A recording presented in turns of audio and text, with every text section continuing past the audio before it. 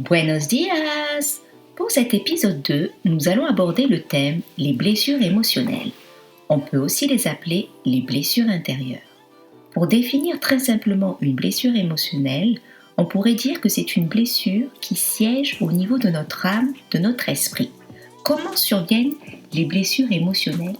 Si nous prenons le cas d'une relation amoureuse, s'il y a une rupture par exemple, tout votre être physique, spirituel, émotionnel en sera affecté.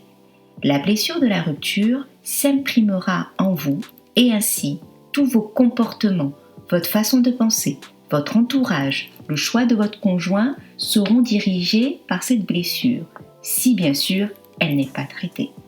Ceci reste un exemple, car les blessures peuvent provenir de plusieurs choses. Notamment, il existe des blessures de l'enfance, que je traiterai spécialement dans un prochain épisode. Si j'ai eu l'idée de créer cette chaîne, c'est tout simplement pour vous donner des pistes pour aller mieux. Comment guérir de ces blessures?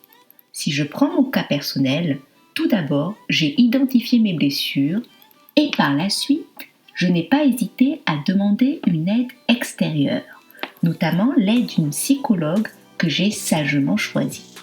Il ne faut pas oublier qu'un entourage bienveillant, que ce soit famille, amis, collègues, est très bénéfique pour aider à guérir. Comment savoir si nous sommes pas encore guéris? Très important à savoir, la guérison émotionnelle prend du temps. Ne négligez pas le facteur patience. Très souvent, la personne non guérie est très affectée quand on mentionne son passé.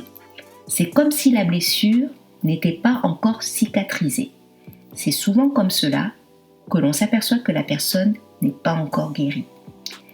C'est tout pour cet épisode 2. Nous reviendrons sur le sujet car c'est une thématique très importante.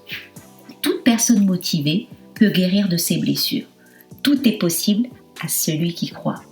À bientôt pour un prochain épisode. Likez, commentez, partagez. Bye!